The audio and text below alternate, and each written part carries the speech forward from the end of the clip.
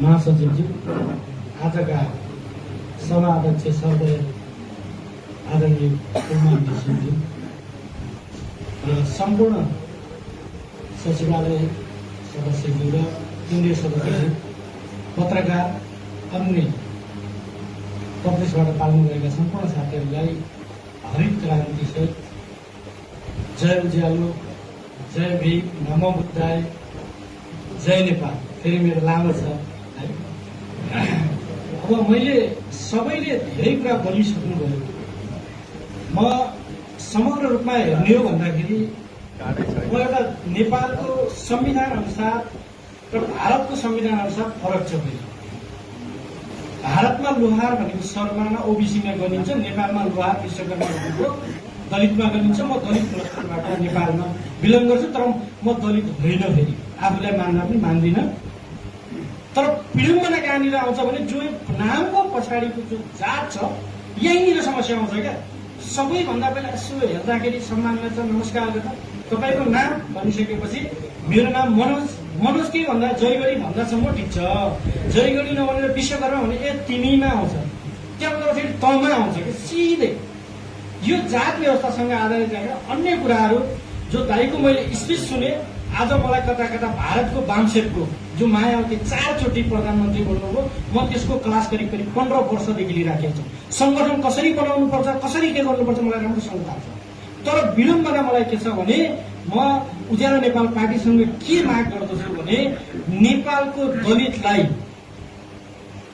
कसरी लैजान सक्छ त उज्यालो नेपाल पार्टीले, कुलमान घिसिङ, आदरणीय कुलमान घिसिङज्यूले भन्ने कुराहरू चाहिँ मलाई दलित साथीभाइहरूले हरेकचोटि प्रश्न गर्दछ। किनभने यहाँ काङ्ग्रेसले युज गर्यो, माओवादीले युज गर्यो, एमाले युज गरे, लास्ट तपाईँको यो घन्टीले पनि युज गरे क्या।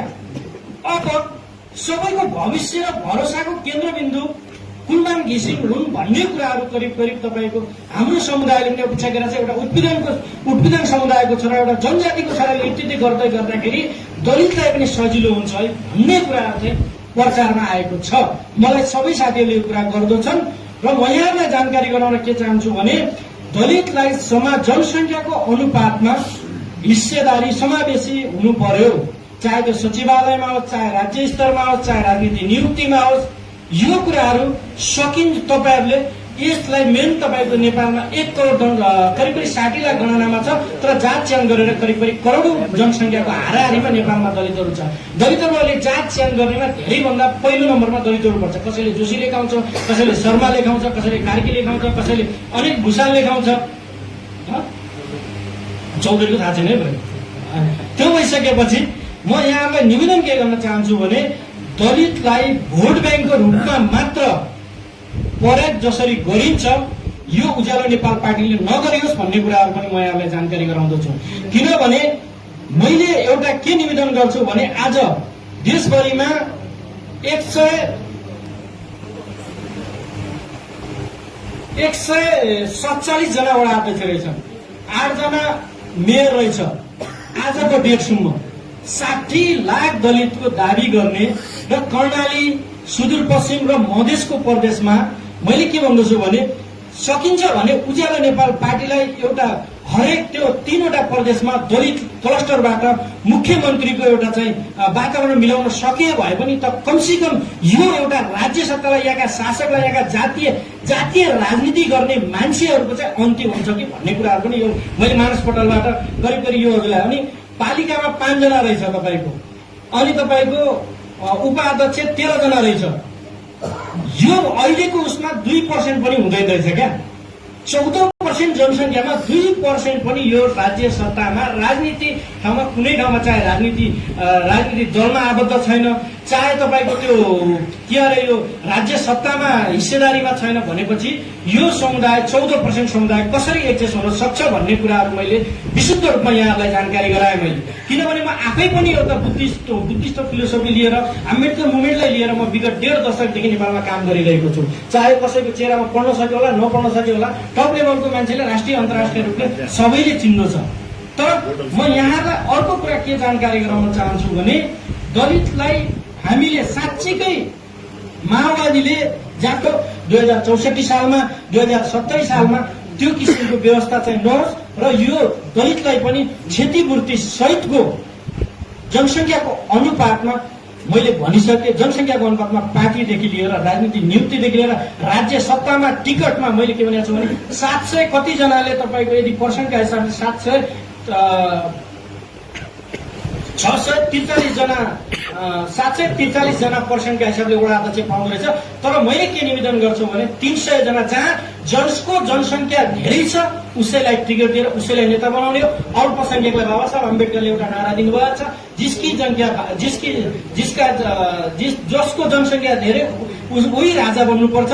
किनभने अल्पसंख्यकहरूले यदि तपाईँको त्यो कन्सेप्टबाट हामी गयो भने एमाले, काङ्ग्रेस, माओवादी र अहिलेको यो नयाँ जोगी आएको फरानीमा राजसभामा केही फरक छैन। यो राजसभा भनेको आरएसएसबाट सञ्चालित सरकार हो।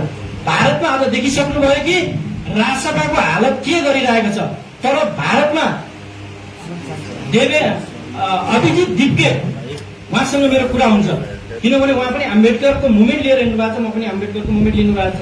अस्ति मात्र तपाईँको हाम्रो यहाँ बाबा साहबको नाति आउनु भएको छ, बाबा साहब अम्बेडकर। म निवेदन के गर्छु भने भारतमा एउटा पनि क्षति गरेन, न सरकारलाई क्षति गर्यो, न सरकारको सम्पत्तिलाई क्षति गर्यो, न पुलिसलाई क्षति गर्यो। किनभने भारतमा आन्दोलन गर्नेका बाबुले संविधान बनाएको थियो, त्यो हो बाबा साहब अम्बेडकर।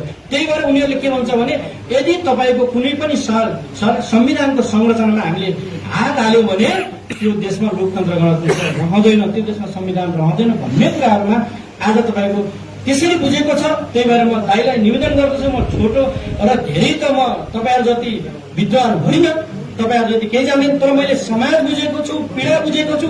यो पीडामा म हरेकचोटि दाइलाई निवेदन के गर्छु भने म चाँडै नै यही कार्यक्रमभित्रमा दाइलाई म बाबा साहबको अम्बेडकरको म तस्बिर पनि गिफ्ट गर्नेवाला छु। किनभने मैले भनिसके, तर यो कार्यालयमा बुद्धको तस्बिर पनि लगाउनु हुन म तपाईँहरूलाई निवेदन गर्दछु। किनभने बुद्ध सबैको हो, बुद्ध भनेको क्रान्ति हो, बुद्ध भनेको शिक्षा हो, बुद्ध भनेको एउटा तपाईँको बुद्धलाई जसरी हामीले बुद्ध भनेको दर्शन, क्रान्ति, बुद्धलाई हरेक तह बुद्धबाटै सुरुवात भएको छ। समतामूलक समाजको निर्माण र जति पनि मुभमेन्टहरू भएको छन् बुद्धकोबाटै सुरुवात भएको छन्। तर जो बुद्धको यो मध्यमार्गी भनेको छ यो चाहिँ एकदम तपाईँको उपयुक्त छ। आवश्यकता पर्दछ भने यति हामीले क्राउड गर्नुपर्छ, तर पार्टीको पोलिसी हुनु पर्यो। हामी कसरी क्राउड गर्नुपर्छ, कसरी पब्लिकलाई तपाईँको सेन्टिमेन्ट दिनुपर्छ, कसरी अधिकारको लागि लड्नुपर्छ, त्यो कुराहरू पनि हामीलाई थाहा छ। किनभने हिजोदेखि माओवादीदेखि लड्दै भित्रै टाउको उठाउँदै भित्र हाल्दै बाहिर फाल्दै कतिपय हात टुटाएका छन्, कतिपय कहाँ काटिके टुटाएका छन्, त्यो हामीलाई राम्रोसँग थाहा छ। त्यो भएर अध्यक्षको आदेश बिना र पार्टीको आदेश बिना यो सबै यो कुराहरूलाई तपाईँले यो विशेष गरेर दलित समुदायलाई फोकस गरिदिनु हुन पनि म अनुरोध गरेँ। किनभने हाम्रै उहाँ म्याडम फेरि सुदूरपश्चिमको अछामकै हुनुहुँदो रहेछ, मैले कता कता बाहिरबाट सुनेको थिएँ। हाम्रो तिलक राहुल उहाँ अगाडि उहाँसँग म अछामी बोल्नेवाला थिएँ, आउँछ कि आउँदैन भनेर, होइन ठिक छ। अब त्यो उहाँलाई आउँछ कि आउँदैन भनेर सोध्नेवाला थिएँ, तर विडम्बना उहाँ बिजी हुनुहुन्थ्यो, त्यही भएर मैले सोध्न सकिनँ। हाम्रो भीमरावले पनि यहीँ कताबाट बिहा गरेका थिए, तर उहाँको श्रीमती उहाँ भीमराव भन्दा पनि धेरै तपाईँ प्रदीप गिरीको बहिनीकी दिदी हुनुहुँदो रहेछ, उहाँले त्यहाँभन्दा धेरै पनि अछामी बोल्नुहुन्छ।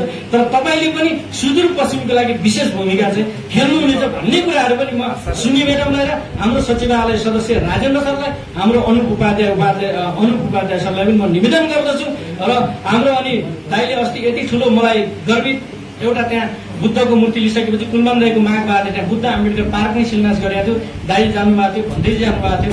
त्यहाँ कुलमान दाई आइदिया भए अझै यहाँका सबै कुराहरू त्यहाँ दाई त्यतिखेर राति जानुभएको थियो कि मलाई सुरुदेखि नै साथीहरूले तपाईँको विभेद गर्दै आएको छ पार्टीमा पनि। त्यो विभेद अब नहोस् है, किनभने म तपाईँलाई निवेदन गर्दछु, म यो पार्टी बनाउन भनेर आएको, यदि मर्नु पर्छ भने पनि कुलमान दाईलाई यो देशको प्रधानमन्त्री बनाएर यो देशको मुक्ति हुन्छ, तब नत्र भने हुनेवाला छैन।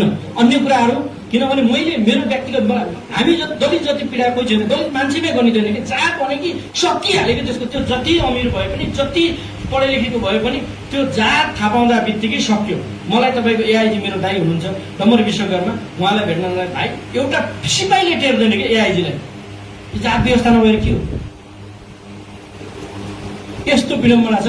म यति भन्दै मैले छोटो राखेँ, तर यो दलितको मुद्दामा उज्यालो नेपाल पार्टी र कुलमान दाई लगायत सम्पूर्ण केन्द्रीय सदस्यहरू यसमा गम्भीर हुनुहुन्छ भन्ने कुराहरू पनि म तपाईँहरू समक्ष राख्दै आफ्नो भनाइ यही राख्छु। जय भीम, जय उज्यालो, नमो बुद्धाय, जय नेपाल।